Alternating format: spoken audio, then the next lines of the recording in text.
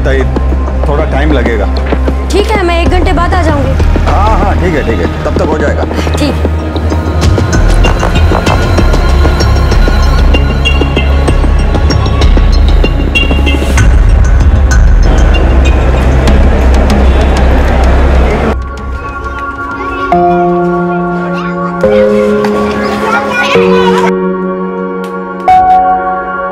नहीं, nursing bureau, placement agency नहीं, nursing bureau जो घर में नर्स प्रोवाइड करते हो। हाँ जी, ओके। नहीं, आप मोबाइल पे मुझे मैसेज कर दीजिए, मेल मत भेजिए। आराम से बा तुम्हारी चाय रख दे टेबल पे।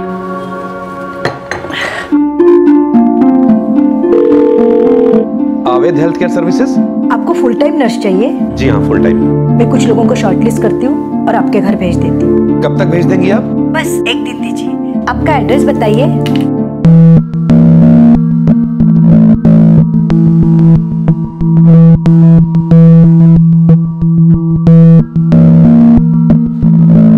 देखो राधिका, हम दोनों वडोदरा में रहते हैं, तुम्हें हमारी बात का पूरा ख्याल रखना होगा। जी बिल्कुल सर, यही तो मेरा काम है। इंजेक्शन ठीक से लगा लेती हो? हाँ मैम, आप मेरा एक्सपीरियंस देखिए, रेफरेंस लेटर साथ में लगे हुए।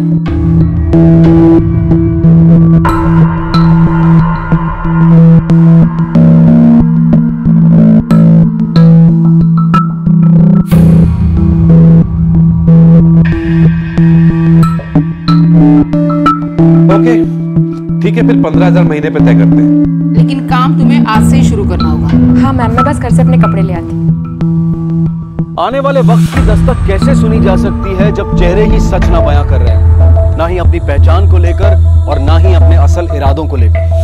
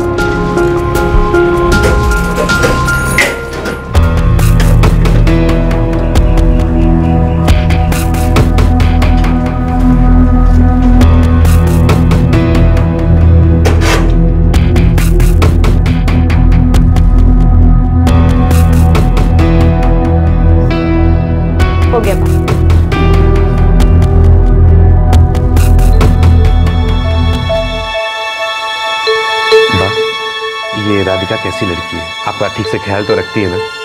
बहुत अच्छे से, और हाथ भी बहुत हल्का है उसका। इंजेक्शन ऐसे लगाती है कि पता ही नहीं चलता। वाह, मैं तो कहती हूँ आप चलो हमारे साथ, मैं आपकी अच्छे से देखभाल करूँगी। हाँ बा, चलो ना, वडोदरा बहुत अच्छा शहर है। मैं यही ठीक हूँ बेटा, 42 साल हो गए मुझे इस घर में। जब हम यहाँ आए थे ना, तुम 9 साल के थे। सारी जिंदगी यही कट गई मेरी। तुम लोग मेरी फिक्र मत करो, मैं ठीक हूँ।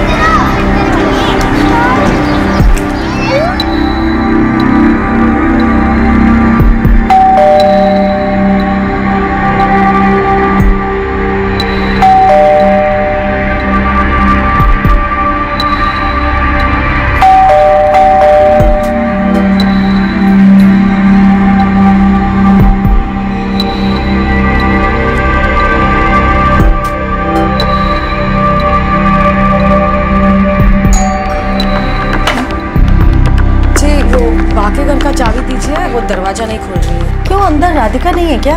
पता नहीं, मैं तो 3-4 बार घंटी बजा चुकी हूँ।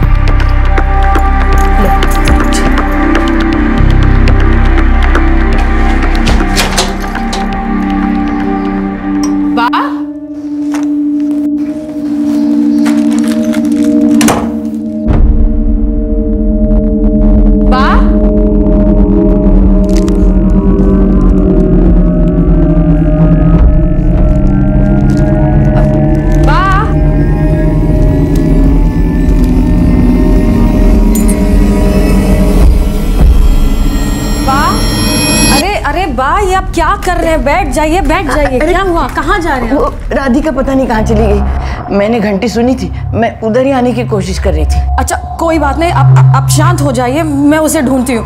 Radhika,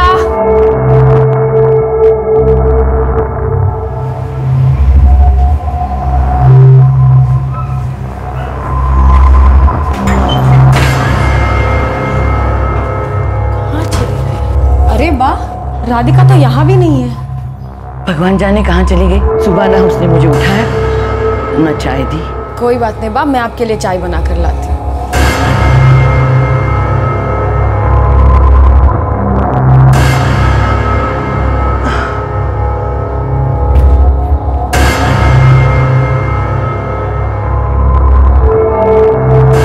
The number you have called is currently switched off.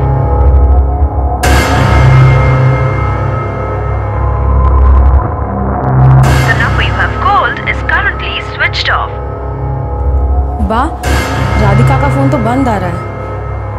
समझ में नहीं आ रहा, ये राधिका ऐसे गायब कहाँ हो गई? नर्स राधिका तांबे ने सिर्फ 6 महीने काम किया था और फिर अचानक गायब हो गई थी। उसका फोन भी बंद था। कहीं उसके साथ घर का कोई और सामान भी गायब तो नहीं हो गया था? वो बताकर नहीं गई? नहीं बताया तो नहीं, पर ऐसा कभी वो करती नहीं है। बस जरा चेक करो, अलमारी की चाबियां आपके तकिए के नीचे है ना? अच्छा हाँ, चाबियां तो है।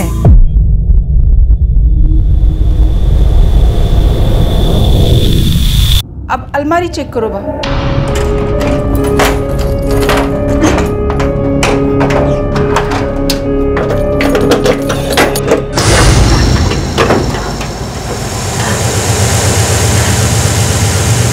स्नेहा, लॉकर में तो कुछ भी नहीं है।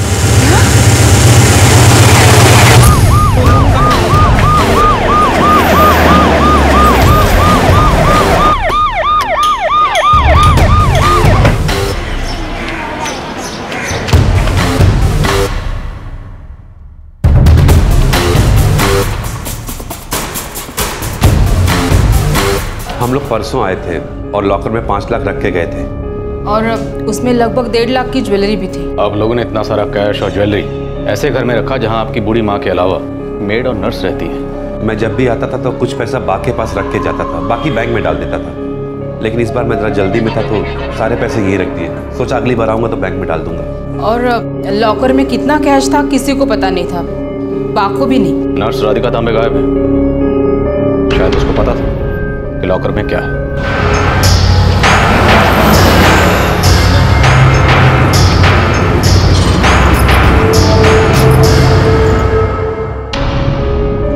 साहब, मैंने अलमारी को हाथ तक नहीं लगाया साहब। मैं तो इधर खाली बर्तन, झाड़ू, कटका और खाना बनाने के लिए आती हूँ साहब। मैं इधर सारा टाइम रहती भी नहीं हूँ साहब। मैं चाबियां हमेशा अपने तकिए के नीचे ही रखती हूँ। क्या राधिका अलमारी खुला करती थी? वो सिर्फ मेरे कपड़े रखने और निकालने के लिए ही अलमारी खोलती थी, लेकिन मैं उसे सिर्फ ये अलमारी की चाबी देती थी, ये लॉकर की चाबी नहीं। क्या उसने तुमसे कभी घर में पड़े रुपयों की बात की थी? नहीं साहब।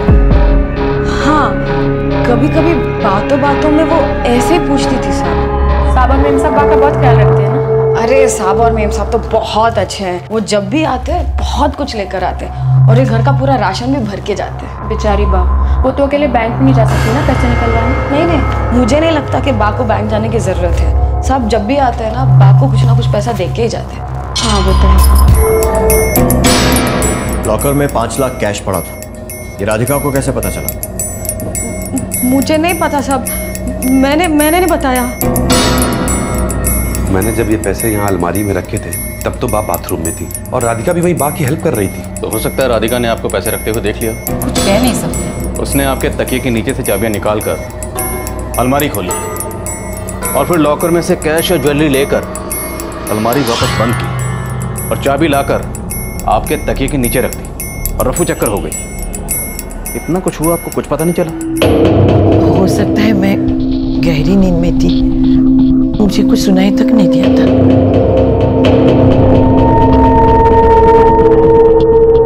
वो आवेद हेल्थ केयर सर्विसेज से आई।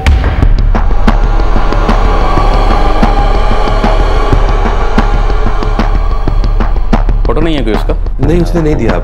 हमने उसका पर्सनली इंटरव्यू लिया था। उसके पास फोन था?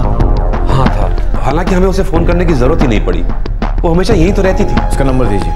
अजीब बात, ना तो इनके पास कोई फोटो है ना कोई लोकल एड्रेस है, और राशन कार्ड कॉपी में जो एड्रेस दिया है वो अलीबाग का है। सर मैं इसके फोन रिकॉर्ड्स निकलवाता हूँ। और नौकरानी सविता पर भी किसी को निगरानी के लिए तैनात रखो, हो सकता है वो भी इसमें शामिल हो। आखिरकार इस घर में 3 साल से काम कर रही है। सर मुझे लगता है हमें एक बार आवेद हेल्थ केयर सर्विसेज में जाकर भी पूछताछ करनी चाहिए। सर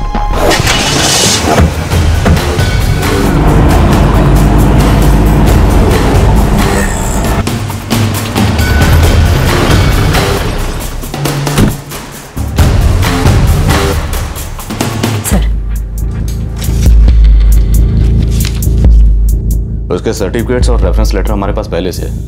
हमें उसका लोकल एड्रेस और फोटो चाहिए। एड्रेस है हमारे पास, लेकिन फोटो नहीं है। क्यों? जी हमारे यहाँ के प्रोसीजर में फोटो की जरूरत नहीं लगती। कैसे जरूरत नहीं पड़ती? आपके पास फोटो होना चाहिए। एनीवेज, उसका लोकल एड्रेस दीजिए।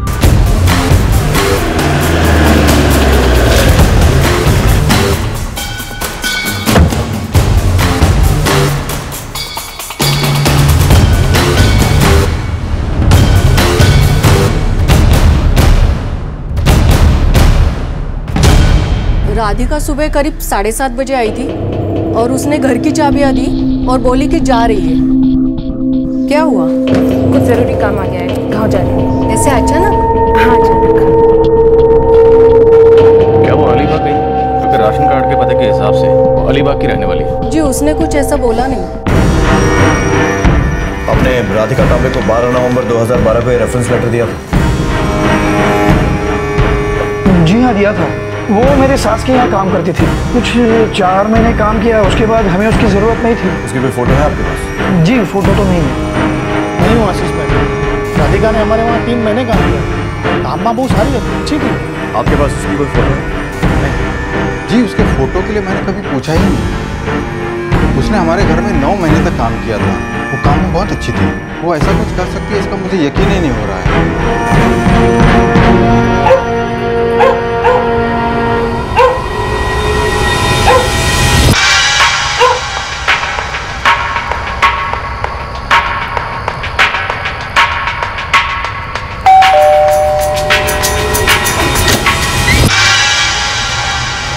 दीदी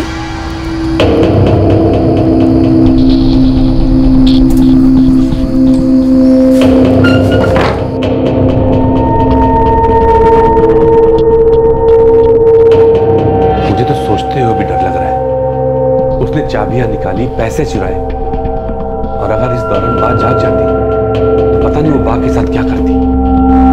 उसकी कोई भी डिटेल किसी के भी पास नहीं, आवेद हेल्थ केयर सर्विसेज के पास भी नहीं। क्या होता अगर चोरी के दौरान उषा बहन जाग गई होती? राधिका तांबे का पता ठिकाना और भी रहस्यमय होता जा रहा था, यहाँ तक कि उसका अलीबाग का एड्रेस भी, जो कि राशन कार्ड में दिया हुआ था।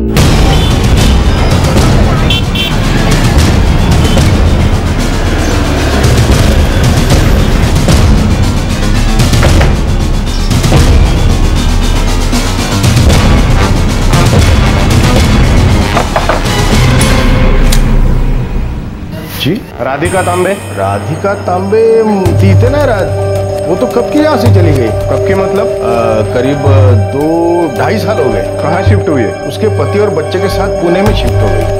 सर राशन कार्ड में दिया हुआ एड्रेस या तो बहुत पुराना है या फर्जी है। राधिका तांबे के कॉल रिकॉर्ड्स भी मिल गए। 13 अगस्त से उसका फ़ोन बंद। मतलब वो इसकी तैयारी बहुत पहले से कर रही थी। सर इसका ट्रैक रिकॉर्ड एकदम साफ है, लेकिन हाँ, जिन भी घरों में इसने पहले काम किया है वहाँ पर बुजुर्ग लोग अकेले नहीं रहते थे, परिवार के लोग साथ में रहते थे। और उस मेड सविता पर 2 कांस्टेबल्स लगातार निगरानी रखे हुए हैं। पर सर लगता नहीं है कि उसका इसमें कोई भी हाथ है, क्योंकि वो बहुत टाइम से एक ही जगह पर अपनी फैमिली के साथ रह रही है। राधिका तांबे ने ऐसे कोई कॉल किया जिससे हमें कोई लीड मिल सके? सर इस बीच उसने 10 या 12 कॉल्स किए हैं, वो सारे नंबर्स हैं हमारे पास। सभी नंबर चेक करो। वो एक सर्टिफाइड नर्स है, मैं नर्स एसोसिएशन में चेक करता हूँ, हो सकता है उनके पास इसका कोई रिकॉर्ड हो।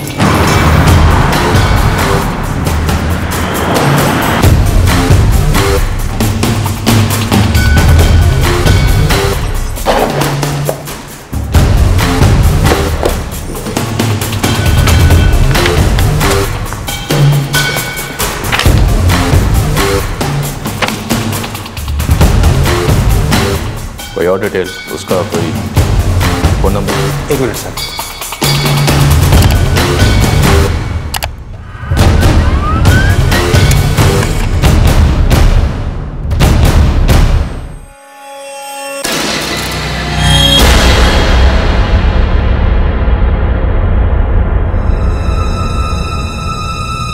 ये तो 40-45 साल की लगती है। Birth of year 1973। जी, ये 3 साल पुरानी फोटो है, उसका नंबर भी है।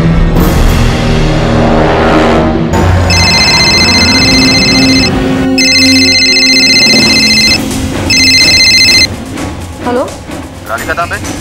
हाँ बोलते। आप नर्स हैं? वो मैं पहले नर्स का काम किया करती थी, पर अभी 2.5 साल से अपने पति और बच्चे के साथ पुणे शिफ्ट हो गई हूँ। आप कौन? मैं पीआई आंबेकर, अंधेरी पुलिस स्टेशन से। आप पहले अलीबाग में रहती थी? जी। अलीबाग में आपका एड्रेस 14/135 गोविंद नगर था। जी, लेकिन बात क्या है? आपने 8 अगस्त, 7 अगस्त और 5 अगस्त को राधिका तांबे से बात की थी। जी, लेकिन आप जो ये बता रहे हो 4445678999, ये नंबर राधिका तांबे का नहीं है, ये तो मेरी दोस्त पूजा मास्के का है। जी आप ठीक कह रहे हैं, ये राधिका तांबे का नहीं, पूजा मास्के का नंबर है। हाँ, ये पूजा मास्के का ही नंबर है। वो मेरी बचपन की दोस्त है, कुछ वक्त के लिए मेरे साथ मीरा रोड में भी रही थी। क्या हुआ है सर? अभी कहाँ है वो? अभी तो पता नहीं, मेरी पिछले 2 महीने से उससे बात नहीं हो पाई है। पर बात क्या है सर? नहीं सर, ये वो राधिका तांबे नहीं है, वो तो एक यंग लड़की थी। कोई 20-22 साल की होगी। जी नहीं, ये राधिका तांबे नहीं है। हाँ ना, तो उम्र में मोटा छे, वो तो यंग लड़की थी। जी नहीं, ये राधिका तांबे नहीं है। राशन कार्ड, सर्टिफिकेट्स, सब कुछ फर्जी है। फर्जी नाम राधिका तांबे, जबकि असली नाम पूजा मास्के है। लेकिन हमारे पास उसकी कोई फोटो नहीं है।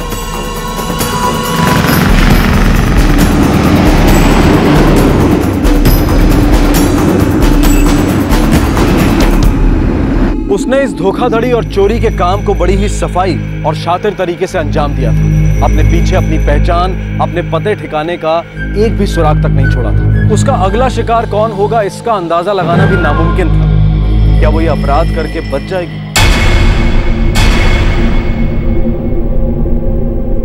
पूजा अलीबाग की नहीं, मुरुड की रहने वाली।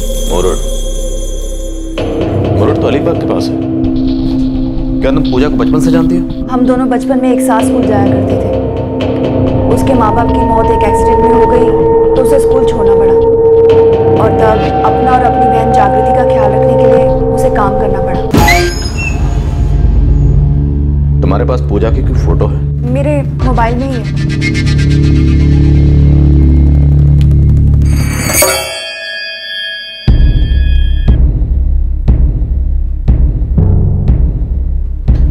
तुम्हारे पास उसका मुरुड का एड्रेस है? जी है मेरे पास।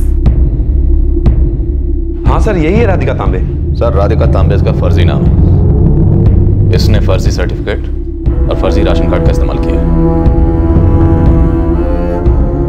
नहीं, मैं इसे नहीं जानती। ये आपके सर्टिफिकेट्स और राशन कार्ड का गलत इस्तेमाल कर रही है। लेकिन ये कैसे हो सकता है? हो सकता है ये वहाँ काम करती हो जहाँ पहले कभी आप काम करती थी। मैं अलीबाग हेल्थ सेंटर में काम करती थी, वहाँ इसे मैंने कभी नहीं देखा।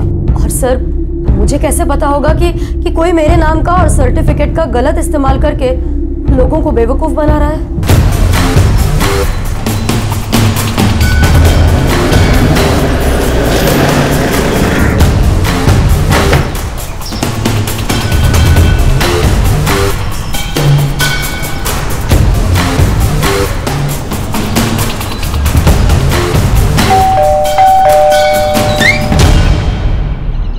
पूजा मास्के? जी वो घट्टे नहीं है। तुम? जागृति मास्के। पूजा मास्के की छोटी बहन? जी। ताई 25 अगस्त की रात को आई थी और फिर अगली सुबह वापस चली गई थी। कहाँ गई? वो नहीं बताया। अरे तुम उसकी छोटी बहन हो, कुछ तो बातचीत होती होगी, तुम्हें पता तो होगा इस वक्त कहाँ है। 4 महीने में एक बार आती है और पैसे देकर वापस चली जाती है। मैं यहाँ नर्स की पढ़ाई कर रही हूँ। बड़ी बहन नकली नर्स बनकर लोगों को चूना लगा रही है और छोटी असली नर्स की पढ़ाई कर रही है। सर मैं सच कह रही हूँ। आप जो कह रहे हैं ताई ने जो कुछ भी चुराया है मुझे कुछ नहीं पता। फोन कहाँ तुम्हारा? मेरे पास फोन नहीं है। अगर ताई को कोई बात करनी होती है तो वो बाजू की राशन की दुकान में फोन कर देती है। देखो तुम्हारी बहन पूजा बहुत बड़ी मुसीबत में फंस चुकी है। अब अगर तुमने सच नहीं बोला तो तुम भी बहुत बड़ी मुसीबत में फंस सकती हो। सर मुझे सच में नहीं पता ताई कहाँ है। जब से हमारे आई बाबा गए तब से मेरी ताई मेरा सब कुछ है। मुझे नहीं पता वो क्या करे। मुझे यही लगता था कि वो एक नौकरानी का काम करते हैं। गणेश साहब, इस लड़की पर और इस घर पर 24 घंटे नजर रखो। हो सर।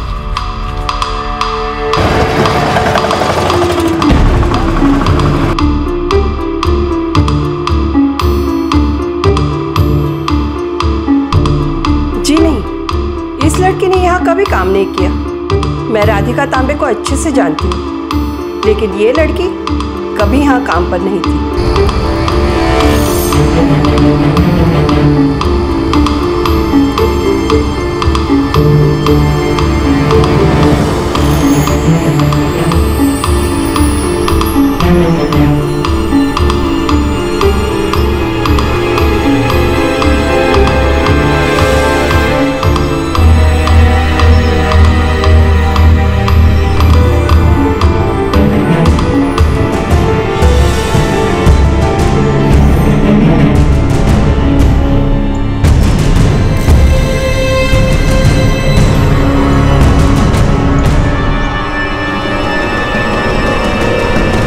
जागृति के लिए कोई फोन आया था क्या? नहीं तो क्यों?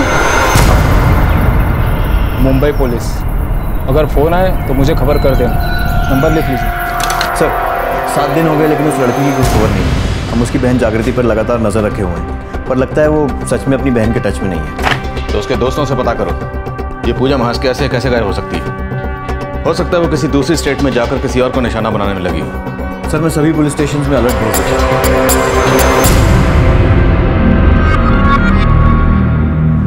अब तो किसी को भी काम पे रखने में डर लग रहा है। देखिए जो भी हुआ उसे हमें भूलना होगा।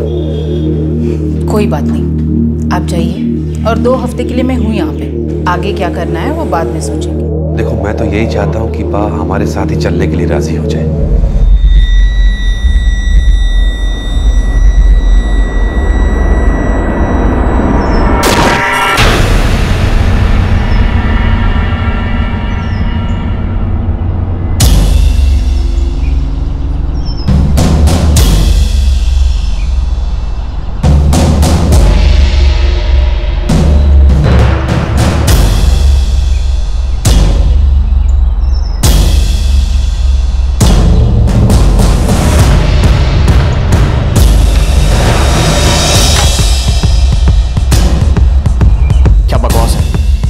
वहां थे फिर भी वो निकल कैसे गई? कल रात को 2 घंटों के लिए मैं घर के जरूरी काम से गया, शायद उसी वक्त भाग गई। तुमने पड़ोसियों से बात की? किसी को कुछ पता नहीं, मतलब किराए पे रहती थी। गणेश वो एक ही तो लीड थी हमारी।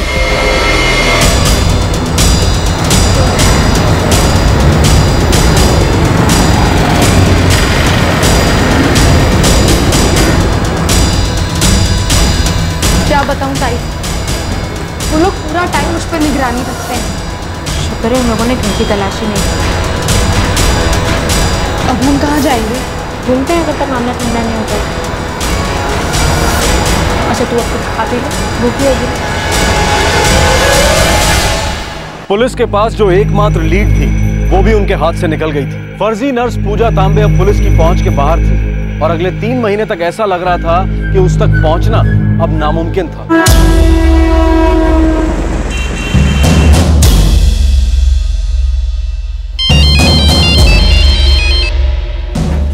हेलो सर, मैं अर्चना दामले बोल रही हूँ। हाँ जी बोलिए। सर, मैं पूजा मास्के की दोस्त पूजा, जिसे आप ढूंढ रहे थे। हाँ बोलिए। सर, क्या वो मिली आपको? नहीं, हम उसे अभी भी ढूंढ रहे हैं। क्या आपको वो कहीं दिखाई दी? हाँ, मैंने देखा उसे।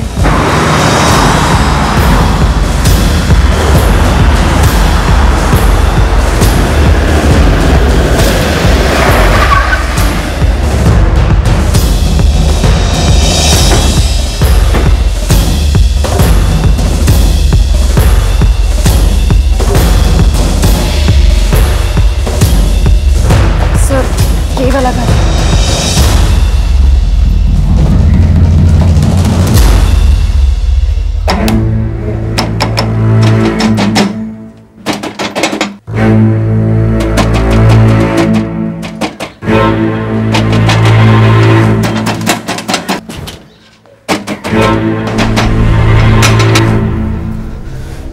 लगता पुलिस वाले हैं, साथ में अर्चना भी है। उस दिन जब हमें दिखी थी तभी निकल जाना चाहिए था कहीं। मुझे क्या पता था इस जगह पुलिस को बता देगी।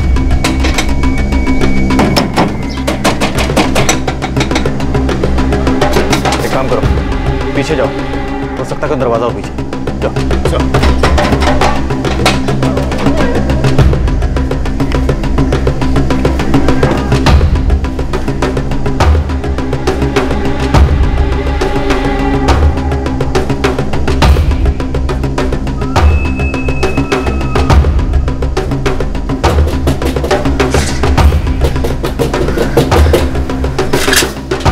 ताई, वो लोग यहाँ पर भी हैं। वो लोग मुझे पकड़ने आए ना। मैं काम करती हूँ, मैं कहीं भाग जाती हूँ। तो चुपचाप जाओ, दरवाजा खोल जा। चलो रुको, छोड़ो दरवाजा।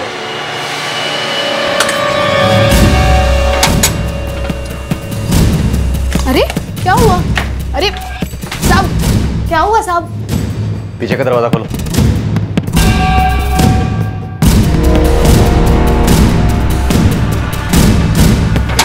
हमारी बहन कहाँ है? वो यहाँ नहीं है, पर साहब मैंने इन दोनों को यहीं देखा था।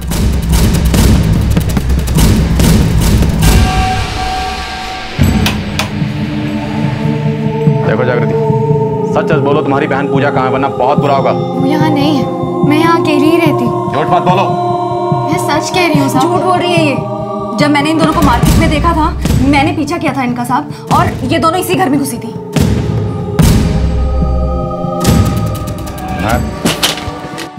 वो मुरट में है। उन्होंने मुझे मुरट वाले घर से फोन किया था। चुप। मैं कह रही हूँ ना, वो यहाँ नहीं है साहब। मैं सच कह रही हूँ।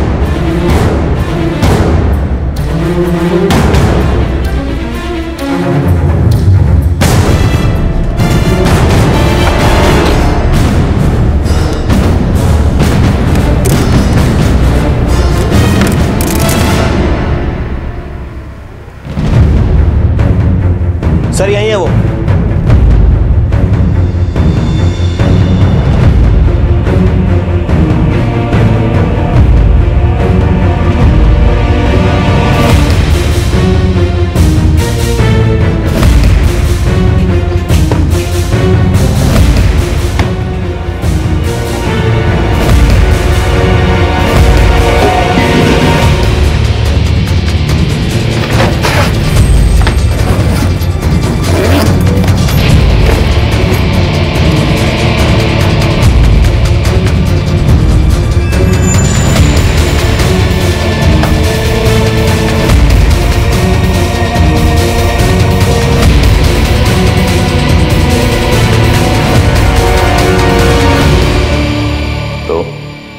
मिस फर्जी, अब और फर्जी कहानी बनाने की कोई गुंजाइश नहीं है, इसलिए बेहतर यही होगा सब कुछ सच सच बता दो।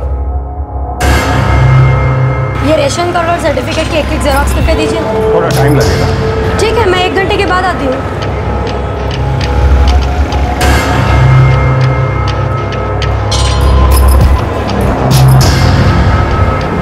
काकी, जरा जेरॉक्स करके दो ना। हाँ बस 2 मिनट, इतना रिचार्ज कर लेता हूँ।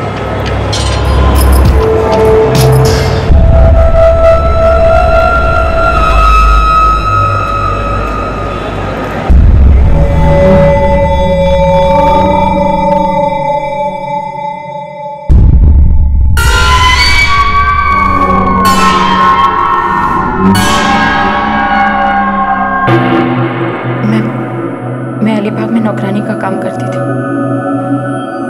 घरों में झाड़ू घट का बर्तन वगैरह। कमाई पूरी नहीं होती थी सब, काम करते करते लोगों को दवा देना, उनका ख्याल रखना, ये सब आ गया था मुझे। जब वो सर्टिफिकेट देखा तो लगा कि इससे मुझे कुछ अच्छा काम मिल सकता है, कुछ अच्छे पैसे मिल सकते हैं।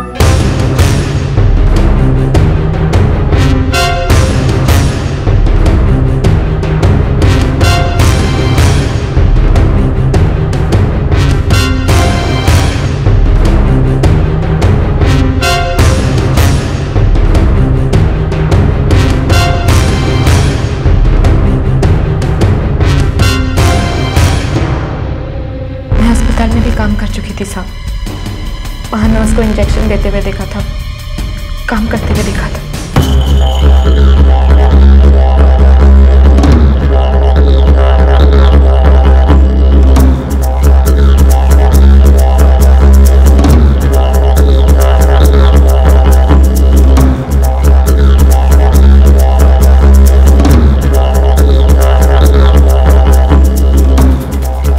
पहचान बदल कर काम करने के बारे में सोचा? शुरू से ही तुम्हारा इरादा अमीर घरों को लूटने का था? हाँ साहब, मैं अपनी बहन को पढ़ाना चाहती थी, जितना कमाती थी वो हम दोनों के लिए काफी नहीं था। तुमने एक बूढ़ी औरत का घर लूटा है, एक ऐसा घर जिसे तुम्हारा और तुम्हारी बहन का पेट पल रहा था। अच्छी खासी तनख्वाह दे रहे थे वो लोग तुम्हें। लेकिन साहब, इस शहर में पैसे पूरे ही नहीं पड़ते थे, जितना कमाती थी वो मेरे लिए ही काफी नहीं था, फिर बहन को भी पैसे भेजने पड़ते थे। तुम अपने बुरे हालात का जितना चाहे रोना रो सकती है, लेकिन सच्चाई यह है कि तुम एक चोर हो जिसने मौका मिलते ही हाथ साफ कर दिया।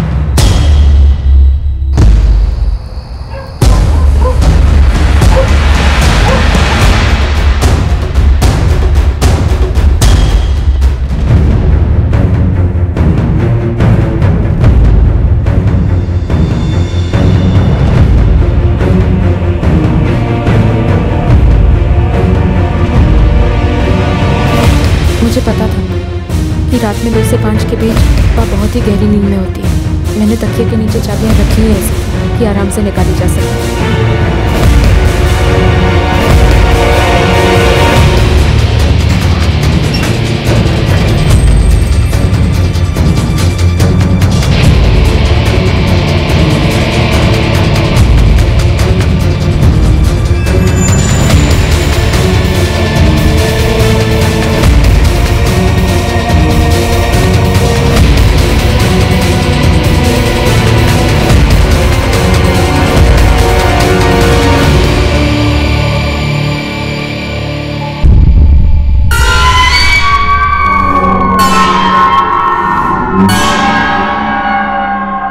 देवा शपथ साहब, मैं ये पैसे सिर्फ और सिर्फ अपनी बहन की पढ़ाई लिखाई में लगाने वाली थी। खुद भी नर्स की पढ़ाई करके सचमुच की नर्स बनना चाहती थी। अब देख लीजिए साहब, उन पैसों में से मैंने बहुत कम पैसे खर्च किए हैं। अब उससे कोई फर्क नहीं पड़ता कि तुमने पैसे कम खर्च किए हैं ज्यादा खर्च किए हैं। तुमने पैसे चोरी किए, तुम एक चोर हो।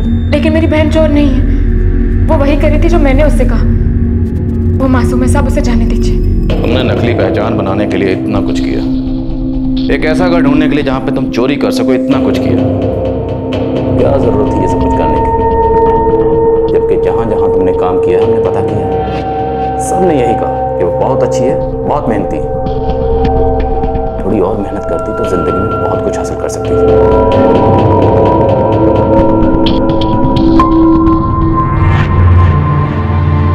पुलिस ने लड़की की पहचान और उससे मिली ज्वेलरी की पहचान करने के लिए बुलाया था।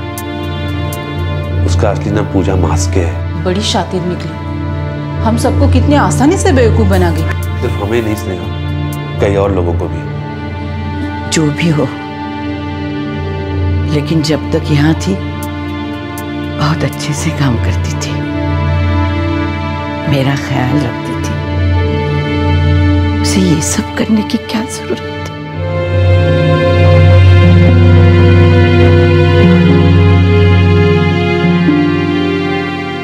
पूजा की बहन जागृति को छोड़ दिया गया है क्योंकि उस पर कोई केस नहीं बन रहा था। पूजा को आईपीसी की धारा 381 यानी क्लर्क या नौकर द्वारा अपने मालिक की संपत्ति चुराने के तहत और 419 यानी किसी और की आइडेंटिटी को अपनाकर किसी को धोखा देने के तहत अरेस्ट किया गया है। चार्जशीट फाइल की जा चुकी है और पूजा अभी जमानत पर बाहर है। एक तरह से देखा जाए तो एक लड़की ने कितनी आसानी से कुछ फर्जी दस्तावेजों के जरिए किसी और की पहचान को अपना बनाया और उसके जरिए काम हासिल करती रही, और काम भी एक नर्स का, जो कि एक विशेषज्ञता वाला काम है और किसी की जान जोखिम में डाल सकता है। और दूसरी तरफ से देखा जाए तो ये ब्यूरो और प्लेसमेंट एजेंसीज, जिनका काम है कैंडिडेट के बारे में जांच करना, सब कुछ वेरीफाई करना। पर वेरिफिकेशन तो छोड़िए, कैंडिडेट बिना फोटो दिए ही काम किए जा रहे हैं। ये बात ही बहुत शॉकिंग है। चेहरे झूठ बोल सकते हैं, धोखा दे सकते हैं, लेकिन किस पे इल्जाम लगाया जाए? शर्म बची कहाँ है? चारों तरफ हो रहे घोटालों और स्कैम्स में बेशर्मी का नंगा नाच ही तो हो रहा है, और उसके बावजूद ये नेता बिना शर्म का चेहरा लिए जनता के मसीहा बने फिरते हैं। हमारी व्यवस्था ने अब तक कभी भी जनता का ठीक से ख्याल नहीं रखा है, और अब जब चुनाव सर पर आ रहे हैं तो सब लोग झूठे वादे किए जा रहे हैं कि अगले 5 सालों में सब कुछ बदल जाएगा। किसी में भी शर्म बची कहाँ है? पूजा को सजा मिलनी चाहिए, जरूर मिलनी चाहिए। उसकी ये सोच बिल्कुल गलत थी कि अपराध करके बचा जा सकता है। जुर्म कभी फायदेमंद साबित नहीं होता, क्राइम नेवर पेस, और एक आम नागरिक के लिए तो कभी नहीं होता, कभी भी नहीं। सच तो यह है कि पूजा एक होनहार जवान लड़की है। वो अपने नाम पर ही मेहनत करके बहुत कुछ हासिल कर सकती थी। उसे फर्जी पहचान अपनाने की कोई जरूरत नहीं। हमारे आज के एपिसोड की दूसरी कहानी। जल्दी चलो बेटा, स्कूल बस आने का टाइम हो गया। अच्छा, लंच पूरा खत्म करना, ठीक है?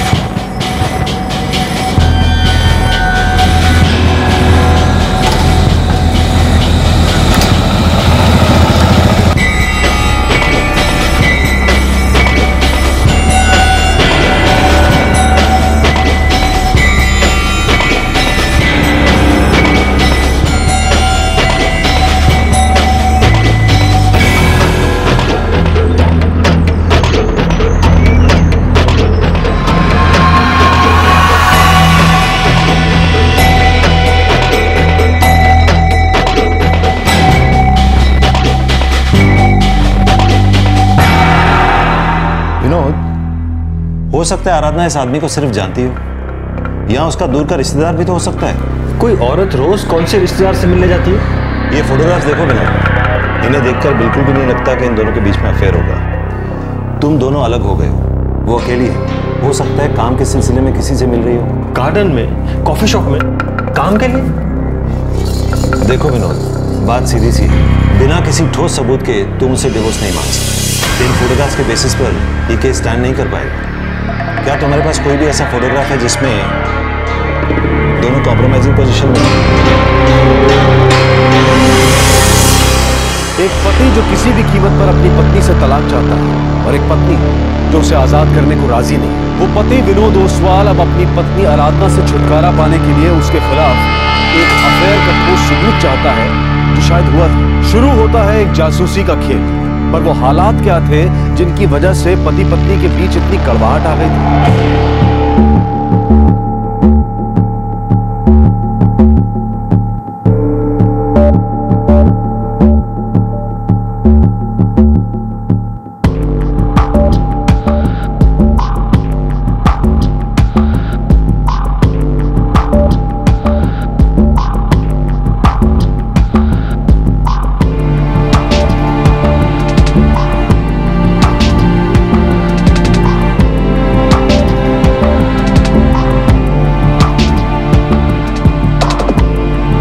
जसवंत जी, आराधना हमें पसंद है। अगर आप लोगों की तरफ से भी हाँ है तो हम चाहते हैं कि ये मंगनी जल्द से जल्द हो जाए ताकि हम लोग शादी की तैयारी शुरू कर सकें। जी हमें भी ये रिश्ता मंजूर है। मैं जल्दी ही पंडित जी से मिलकर मुहूर्त निकलवाता हूँ।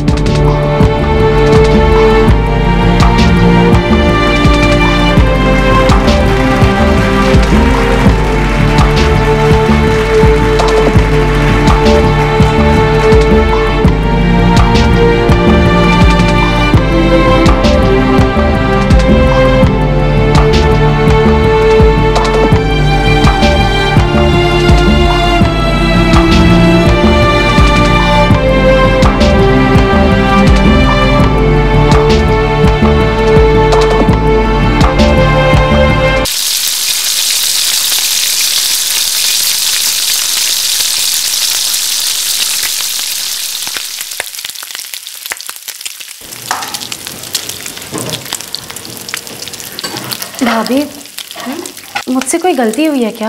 नहीं तो क्यों? आज मैंने मम्मी जी को प्रणाम किया तो उन्होंने कोई जवाब ही नहीं दिया। तो मुझसे किसी बात पे नाराज हैं क्या?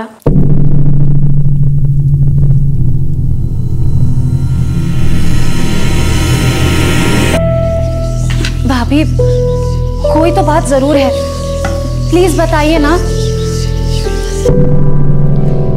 मम्मी जी तुमसे उखड़ी हुई है। मुझसे? लेकिन क्यों?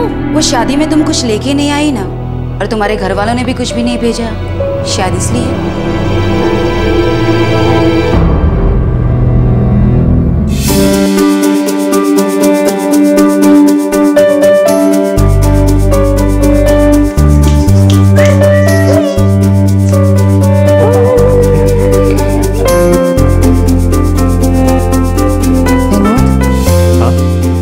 मम्मी जी नहीं है। वो उनकी तबीयत ठीक नहीं है।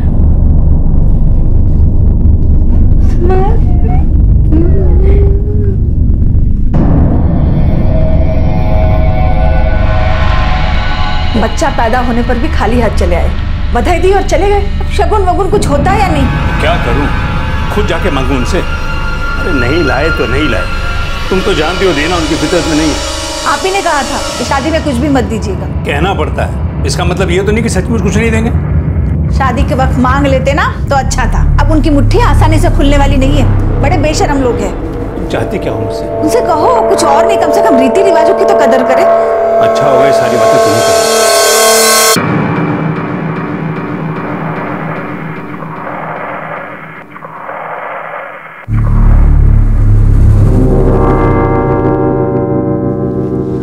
मम्मी जी आइए ना, ओम अभी सोया है। आराधना, तुम्हारे परिवार को अपनी इज्जत की परवाह नहीं है, कम से कम हमारे बारे में कुछ तो सोच लेते। रीति रिवाज परंपरा कुछ होता है या नहीं? मम्मी जी आप हमेशा मेरे घर वालों के बारे में इतना भला बुरा क्यों कहती हैं? जानती है कि मेरे पापा का बस कपड़ों का एक छोटा सा बिजनेस है, आप लोगों की तरह कोई बड़ा बिजनेस नहीं है। अगर छोटा सा बिजनेस है तो अपनी बेटी की शादी भी किसी छोटे घर में करते ना। अपनी बेटी की शादी अगर उन्हें बड़े घर में करनी थी तो बड़े घर के रीत रिवाज भी उन्हें समझ लेने चाहिए थे। और फिर शादी ब्याह में पैसा ना हो तो कौन सा ऐसा बाप है जो कर्जा नहीं लेता? लेकिन इनसे तो चवन्नी निकलवाना भी मुश्किल है। तुम्हें पता है मेरे भाभी की शादी में रूपाली के घर वालों ने क्या क्या दिया था? रूपाली भाभी अपने साथ इतना सब इसलिए लेके आई थी क्योंकि उनके परिवार की हैसियत थी। बात हैसियत की नहीं, नीयत की है। तुम्हारे परिवार ने हमारी शराफत का फायदा उठाया। उन्होंने सोचा सामने वालों ने कुछ मांगा नहीं है तो हमें भी कुछ देने की जरूरत नहीं है। पर अब ऐसा नहीं चलेगा। तुम अपने बाबूजी से जाके बात करो।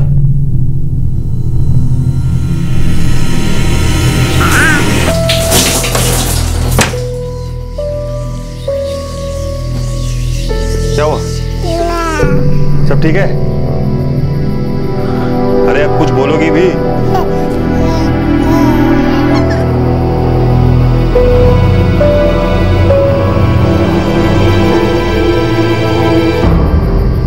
वैसे माँ कुछ गलत तो नहीं कह रही। भैया की शादी में रूपाली भाभी के घर वालों ने दिल खोल के दिया था और तुम्हारे घर वालों ने कुछ भी नहीं दिया। ये बात है तो सच ही नहीं।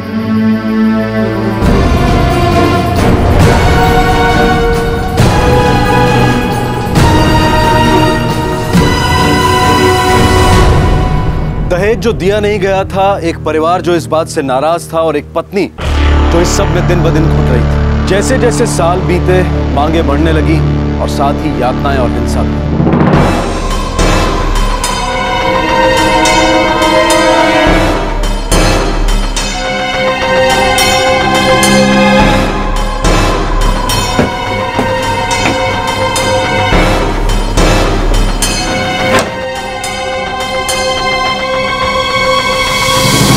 विनोद बेटा, मुझे तुमसे जरूरी बात करनी है। जी बाबा, मैं आता हूँ। देख बेटा, मैं जानता हूँ आजकल तुम बहुत परेशान हो, और तू ही सोच, हर शादी ब्याह में रीति रिवाज होते हैं जो तेरी शादी में नहीं निभाएगा। अब लेन देन तो हर शादी में होता है कि नहीं?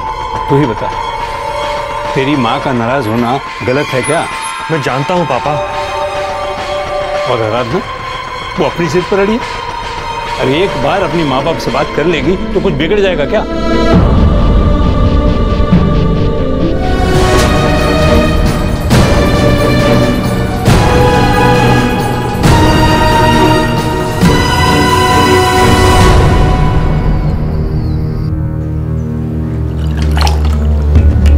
तुम अपने घर वालों से बात क्यों नहीं करती?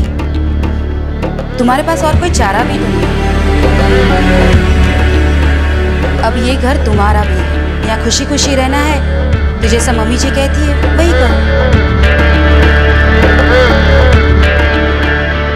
आराधना, अपने पापा से एक बार बात करके तो देखो, कब तक तुम जिद पे अड़ी रहोगी? मम्मी कहाँ तुमसे कुछ ज्यादा मांग रही है?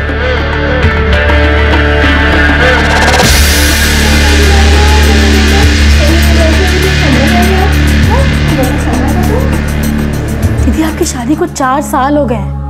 4 साल, और अब तक वो लोग आपको इस बात को लेकर तंग कर रहे हैं। हाँ श्रुति, और अब तो विनोद भी उनके साथ हो गए। दीदी चलो, मम्मी पापा से बात करते हो, सब कुछ बता देते। नहीं, मैं मम्मी पापा को परेशान नहीं करना चाहती हूँ। वापस जाके क्या बोलोगी? पता नहीं, बस मैं मम्मी पापा को तंग नहीं करूँगी।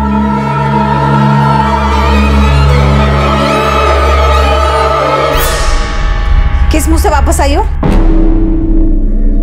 ये मेरा घर है, मेरे पति का घर। ये मत भूलो कि ये घर तुम्हारे सास ससुर का भी है।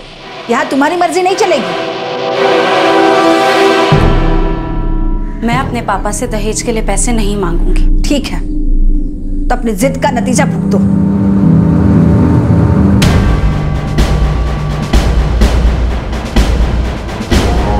क्यों नहीं बात कर सकती तू अपने पापा से? तुम्हें अपने माँ बाप से बात करनी होगी। मेरे माँ बाप ने भी तो दहेज दिया था, उसमें गलत क्या है? या तो दहेज लाओ या फिर ये सब भुगतो।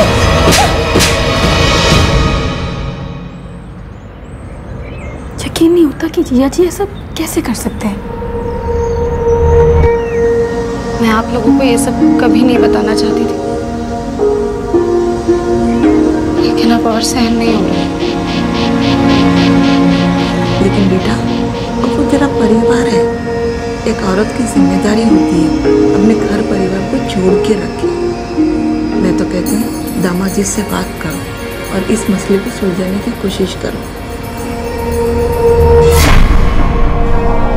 ये ताने, ये मारपीट, आखिर कब तक वो ये सब सहती रहती? फाइनली आराधना ने फैसला किया कि वो अब ये सब और नहीं सहेगी।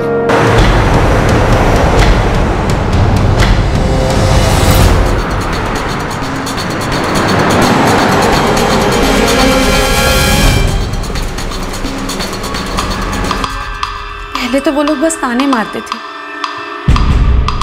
लेकिन फिर कड़वाहट और बढ़ी और बात मारपीट तक पहुंच गई। आपके पति विनोद, वो आपका साथ नहीं देते? मेरी सास ने उन्हें भी ये यकीन दिला दिया है कि वो जो कर रही है वो बिल्कुल सही। और अब विनोद को भी ऐसा लगने लगा कि दहेज मांगने में कोई बुराई नहीं। वो मुझे मारते हैं और कहते हैं कि जाओ अपने घर से दहेज ले आओ। के साथ साथ उनके बड़े भाई भाविन ओसवाल, भाभी रूपाली ओसवाल और पिता नारायण ओसवाल, इन सब ने मिलकर मेरी जिंदगी नरक बना दी है। इनकी शिकायत ले लो, एफआईआर दर्ज करो।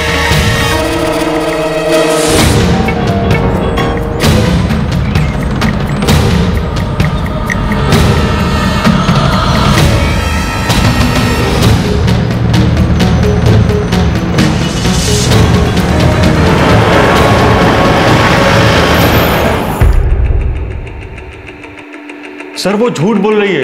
हमने उस पर कभी दहेज के लिए दबाव डाला ही नहीं।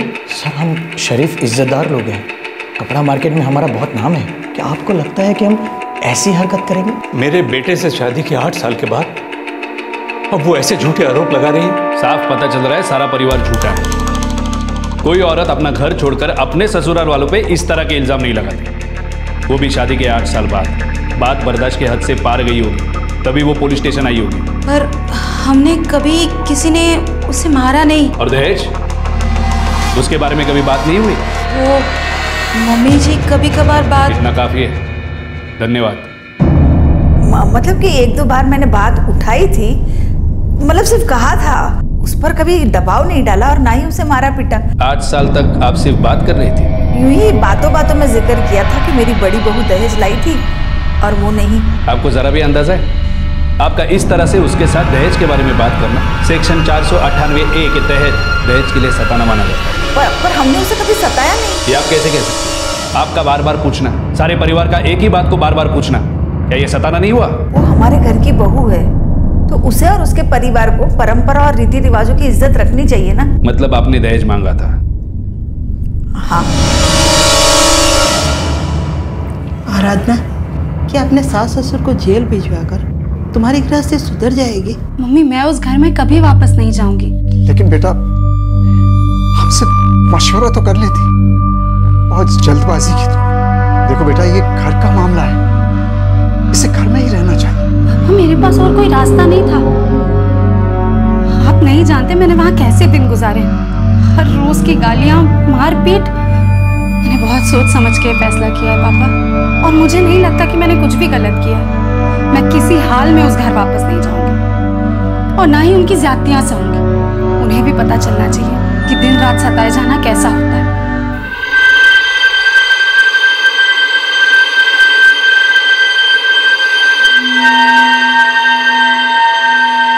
हमारी इज्जत तो मिट्टी में मिली गई है, साथ में हमारी गिरफ्तारी की खबर भी फैल गई है मार्केट में। किसी को मुंह दिखाने के काबिल नहीं रहे हम लोग। सोचा नहीं था कि बहू बात को इतना आगे ले जाएगी।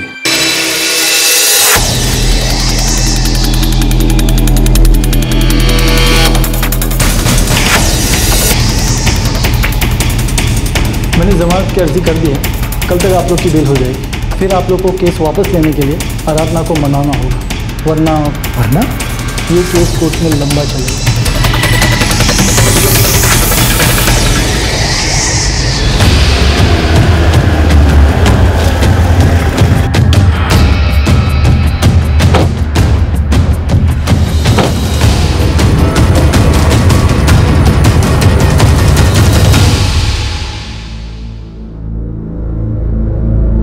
हमें किसी भी तरह से उसे बहला फुसला कर ये केस वापस लेने के लिए मनाना होगा। उसकी हिम्मत तो देखो, अब उसके सामने जाके नाक रगड़े क्या हम? अरे मम्मी दिमाग थोड़ा ठंडा रखो, अभी हम जमानत पे छूटे हैं, केस अभी बाकी है।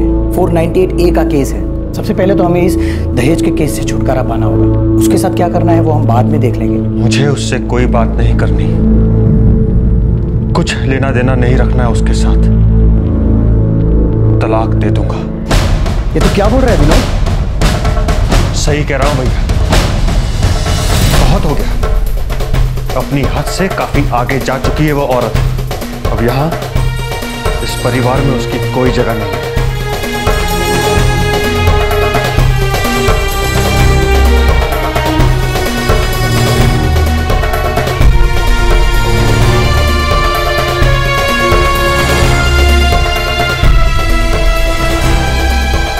विनोद ने डाइवोर्स पेपर भेजा।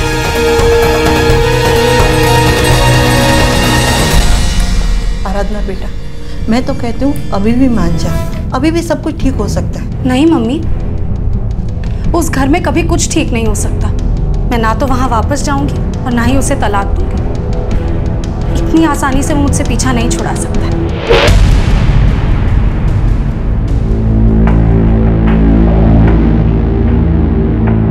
मैडम, मेरी क्लाइंट आराधना ओसवाल को ये तलाक मंजूर नहीं है। वो पहले ही अपने पति विनोद ओसवाल पे डाउरी हैरेसमेंट का केस दर्ज कर चुकी है। उसके बाद ये डिवोर्स की बात उठी। इस केस की अगली डेट अब नवंबर में होगी। तब तक आई होप आप दोनों आपसी रजामंदी से कोई समाधान ढूंढ लेंगे। तुझे मेरे साथ रहना है मुझे तेरे साथ। तो फिर ये नौटंकी क्यों?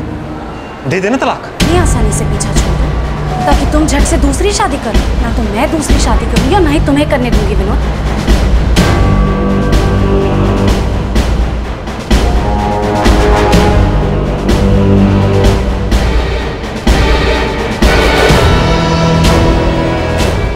एक्स्ट्रा मैरिटल अफेयर साबित करना पड़ेगा विनोद, तब जाके डिवोर्स मिलेगा। उन तस्वीरों में आराधना के साथ नजर आ रहा वो आदमी था कौन? क्या आराधना का कोई अवैध संबंध था जिसके बारे में विनोद को पता चल गया था? क्या ये संबंध तभी काम हो गया था जब आराधना और विनोद साथ में रहते थे, या फिर दोनों के अलग हो जाने के बाद आराधना की जिंदगी में ये नया आदमी आया था? ये थोड़ी अजीब बात थी कि तलाक का नोटिस मिलने के 1 महीने बाद ही आराधना की जिंदगी में प्यार लौट आया था।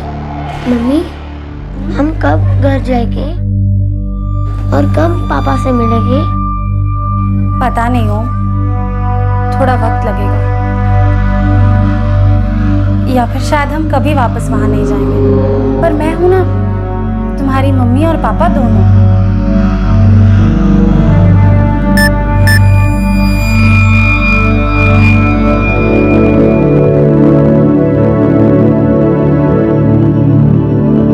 हाय, हाउ आर यू?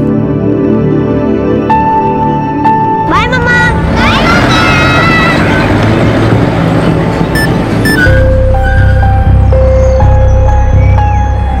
हाय, सब ठीक है? कौन है ये?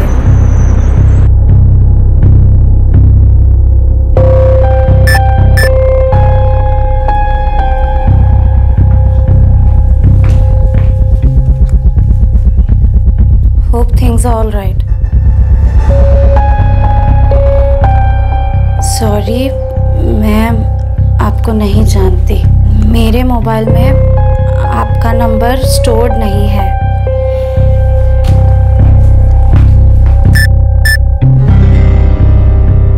आप मुझे नहीं जानती, मेरा नाम कपिल है। आपसे बस दोस्ती करना चाहता हूँ।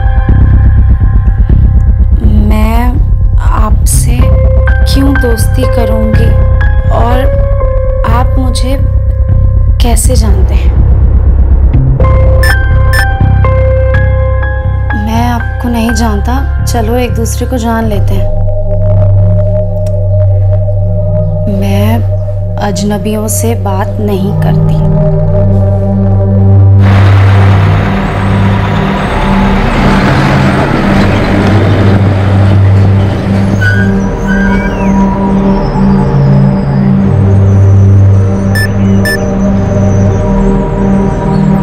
कपिल है, अब तो हम अजनबी नहीं है ना? How are you this morning? मैंने आपके मैसेज का जवाब दे दिया, तो इसका मतलब ये नहीं कि मैं आपसे बात करना चाहती हूँ। ओके, समझ गया, लेकिन अपना नाम तो बता दो। क्यों? मैंने तुम्हें अपना नाम बताया ना, तुम भी बता दो, हम लोग अजनबी नहीं रहेंगे। Hard luck.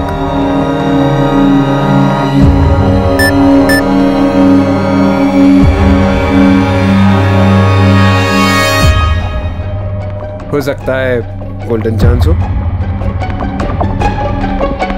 सॉरी, तुम गलत जगह ट्राई करी। मैं औरत नहीं, आदमी हूँ।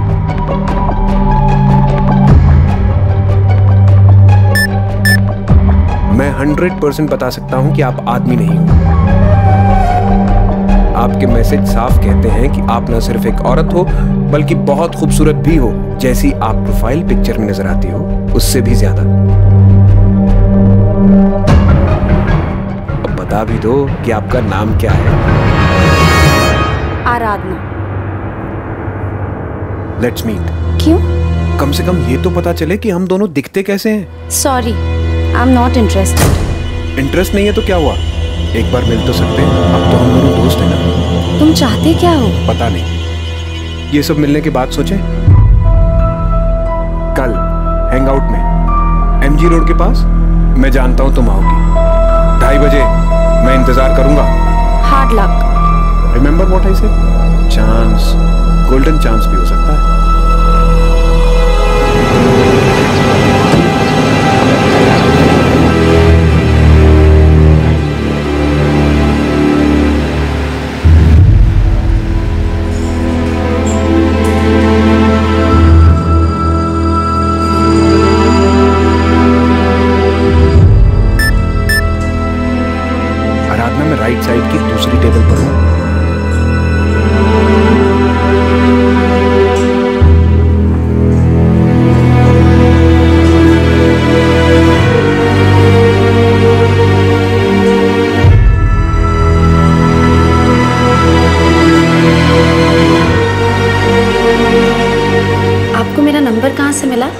दोस्ती करनी थी, सो ढूंढ लिया। वैसे आप करते क्या हैं? मैं राइटर हूँ। क्या लिखते हैं? फिक्शन, कहानियाँ। वैसे आपसे मिलके बहुत अच्छा लग रहा है। एक्चुअली अब मुझे चलना चाहिए। Thanks a lot for the coffee.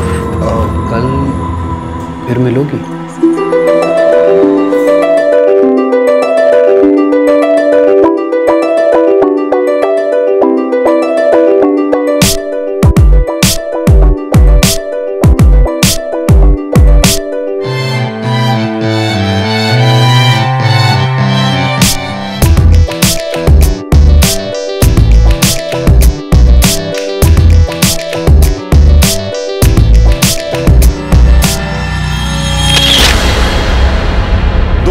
से बेखबर थे कि कोई उनका पीछा कर रहा था और उनकी नजदीकियों को तस्वीरों में कैद कर रहा था। आराधना का पति विनोद उसे एक ठोस सबूत का इंतजार कर रहा था जो उसे जल्द से जल्द तलाक दिलवा सके। लेकिन दूसरी तरफ आराधना भी अपने फैसले को बदलने के बारे में सोच रही थी। कुछ है जो मैंने तुम्हें अब तक नहीं बताया। अब तुम कुछ भी बताओ। ये प्यार कम नहीं होगा। कोई सच ऐसा नहीं जो मुझे तुमसे दूर कर सके। ऐसा कुछ भी नहीं जो मुझे तुमसे शादी करने से रोके। बोलो ना आराधना, मुझे कोई फर्क नहीं पड़ेगा। कपिल मेरा एक 8 साल का बेटा है। मेरे पति मुझे तलाक देना चाहते हैं। मैं चाहती थी कि तुम्हें सब सच सच बता दूं ताकि कल को तुम्हें ऐसा ना लगे कि मैंने तुम्हें चीट किया है। मैं भी तुम्हारी तरह शादीशुदा हूं। मैंने पहले तुमसे ये बात नहीं बताई। मैं डर रहा था। मैं अपनी बीवी से अलग हो चुका हूँ। हमारी एक बेटी है, वो लखनऊ में रहती है। मैं अपनी बीवी से डिवोर्स लेने वाला हूँ। हम दोनों एक ही कश्ती में सवार हैं। हम दोनों मिलकर सारी मुश्किलों का सामना कर लेंगे।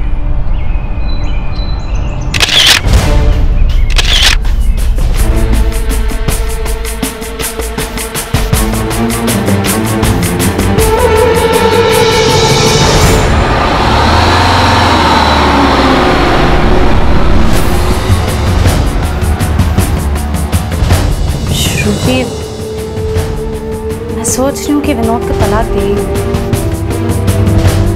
हाँ दीदी, मैं भी यही चाहती हूँ। क्या फायदा अपने आप को इतना परेशान करने का। अब मैं कोर्ट की अगली हियरिंग में कह दूंगी कि मैंने अपना फैसला बदल लिया।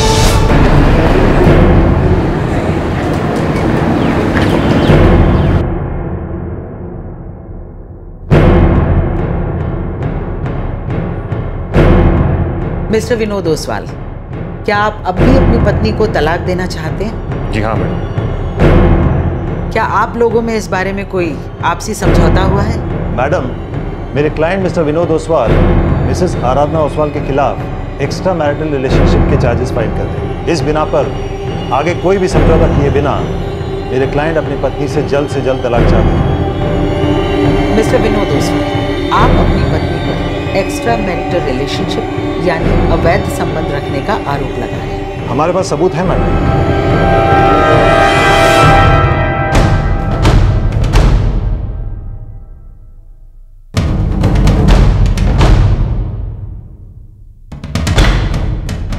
मैडम, मेरे क्लाइंट के खिलाफ ये सभी आरोप झूठे हैं। आपके क्लाइंट के एक आदमी के साथ ये कुछ फोटोग्राफ्स हैं। हमने ये फोटोग्राफ्स अभी देखे नहीं है मैडम। हो सकता है ये इन लोगों के झूठे आरोप हों मेरे क्लाइंट पर दबाव डालने के लिए। मेरी कोर्ट से गुजारिश है कि हम लोगों को एक नई तारीख दी जाए और इन तस्वीरों की कुछ कॉपीज भी। ये कोर्ट अब इस केस को अगली तारीख पर सुनेगी।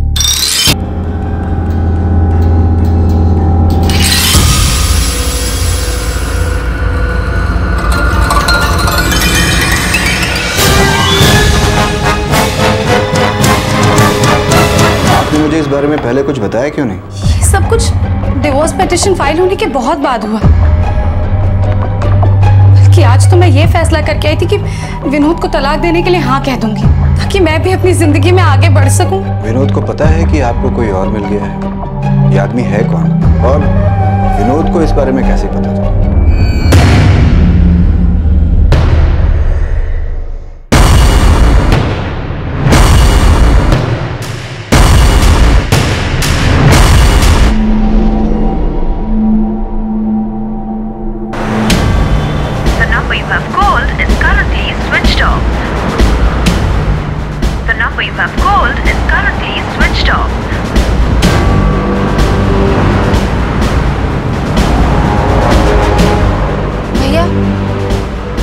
पुलिस स्टेशन गई। अब मुझे समझ आ रहा है कि ये सब मुझे फंसाने के लिए किया गया। मैं हैरान थी कि उसे मेरा नंबर कहाँ से मिला, लेकिन मैं जज्बाती हो गई थी। शायद एक रिश्ते की निराशा ने एक नए रिश्ते की उम्मीद बढ़ा दी थी।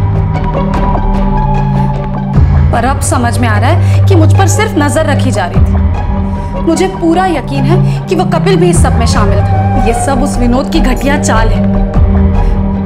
वो मुझे बदनाम करके मुझसे तलाक लेना चाहता है। आपके पास कपिल का एड्रेस है? जी हाँ, कोथरूड में रहता है, राइटर है।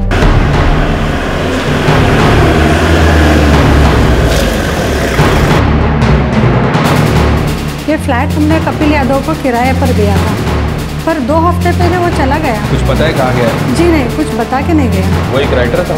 जी, उसने तो यही कहा था। और उसे ये फ्लैट सिर्फ 2 महीने के लिए चाहिए था। उसे यहाँ कौन लेकर आया था? जी, हमारा ब्रोकर। हाँ सर, उसने अपना नाम कपिल यादव बताया था। वो तुम्हारे पास कैसे आया? सर, जैसे बाकी कस्टमर्स आते हैं। एग्रीमेंट के पेपर्स नहीं बनाए थे? एक्चुअली सर, उसे वो फ्लैट सिर्फ 2 महीने के लिए चाहिए था। उसने कहा कि वो एक राइटर है, कोई असाइनमेंट था उसका। असाइनमेंट? यानी आराधना को फंसाना? सर, हम उसके पति विनोद को लेकर आए। नहीं, पहले उस कपिल यादव को ढूंढो, खबरियों को काम पर लगा दो। The number you have called is currently switched off. The number you have called is currently switched off.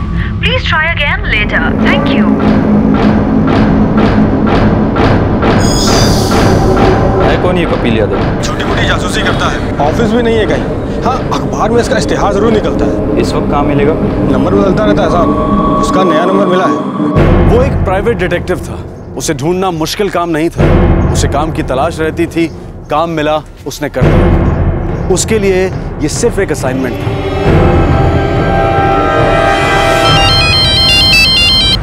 Hello, Kapil Yadav ji मैं बोल रहा हूँ। आप कौन? मैं सतीश गोयल बोल रहा हूँ। मुझे मेरे बिजनेस पार्टनर के बारे में इंफॉर्मेशन चाहिए। क्या पता करना है? मुझे ऐसा शक है कि वो हमारे बिजनेस राइवल से जाकर मिला हुआ है। आप प्राइवेट डिटेक्टिव? जी हाँ।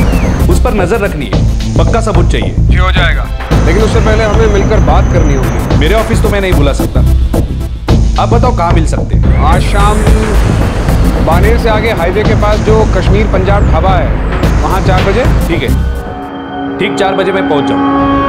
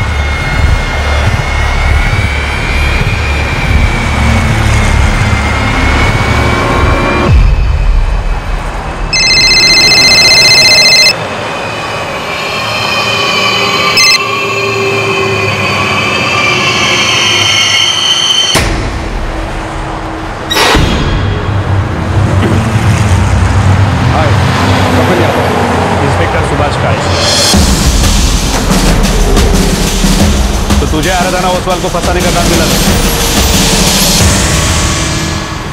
चल बोल। सर, मैं प्राइवेट डिटेक्टिव हूँ। मैं अपना काम कर रहा था। जो किया वो काम था या कांड? सर, मुझे विनोद ओसवाल ने इस काम को करने के पैसे दिए थे।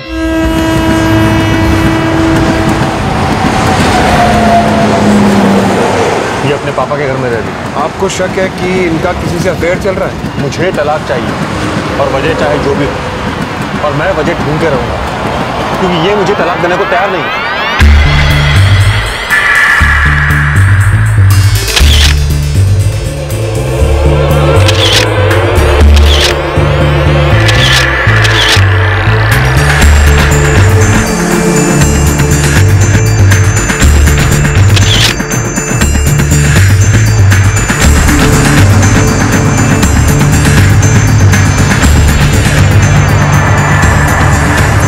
दीदी का कोई अफेयर नहीं है। नहीं है, पता है। आपको उसे रंगे हाथों पकड़ना है? हाँ। 1.5 लाख लगेंगे। मुझे सबूत चाहिए, कैसे क्या वो सब तुम सोचो। काम करोगे तो 1.5 लाख हो जाएगा। अब से आप मुझे फोन मत करें। मेरा असिस्टेंट निकुंज आपके टच में रहेगा। मुझे विनोद ने आराधना का नंबर दिया था, वो हे चैट पे एक्टिव थी, मैंने उसे मैसेज करना शुरू कर दिया।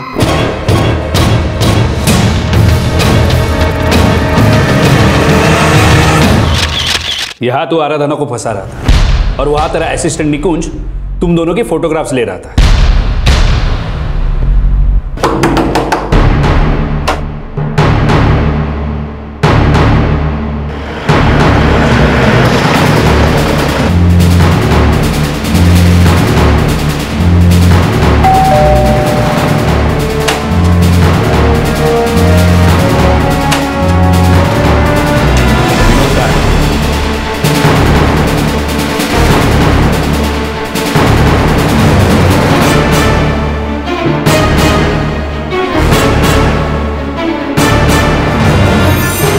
विनोद का है? सर वो किसी काम से शहर से बाहर गया होगा। कहाँ? पता के तो गया होगा। वो भोपाल गया है। उसका फोन क्यों बंद है? पता नहीं सर, हो सकता है नेटवर्क एरिया से बाहर हो। तुम दोनों सादे कपड़े में यार नजर रखो, घर वालों को पता है वो कहाँ गया है।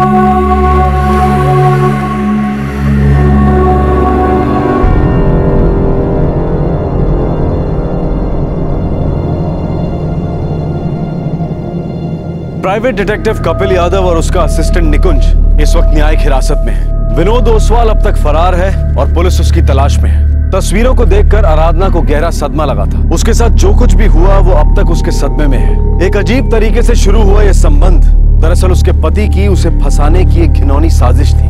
विनोद और उसके परिवार के खिलाफ दहेज प्रताड़न का केस अब भी कोर्ट में चल रहा है। कितनी उम्मीदें होती हैं, कितना उत्साह होता है जब हम एक रिश्ते की तरफ आगे बढ़ते हैं, किसी से शादी करते हैं। जब दो इंसानों के रिश्ते में कड़वाहट आ जाती है तब क्या उसका अंत इतना दुखद, इतना कुटिल होना जरूरी है? अलग होना कभी खुशगवार नहीं हो सकता, लेकिन क्या अलग होने के नाम पर साजिश षड्यंत्र करके एक दूसरे को हमेशा हमेशा के लिए इस तरह तोड़ देना जरूरी है? आपसे फिर मुलाकात होगी क्राइम पेट्रोल दस्तक में एक और नए केस के साथ। तब तक अपना ख्याल रखें, सुरक्षित रहें और सबसे जरूरी सतर्क रहकर एक अच्छे नागरिक का फर्ज अदा करें। जय। इस तरह के और भी एपिसोड देखने के लिए हमारे चैनल को सब्सक्राइब करें और बेल आइकन दबाना ना भूलें।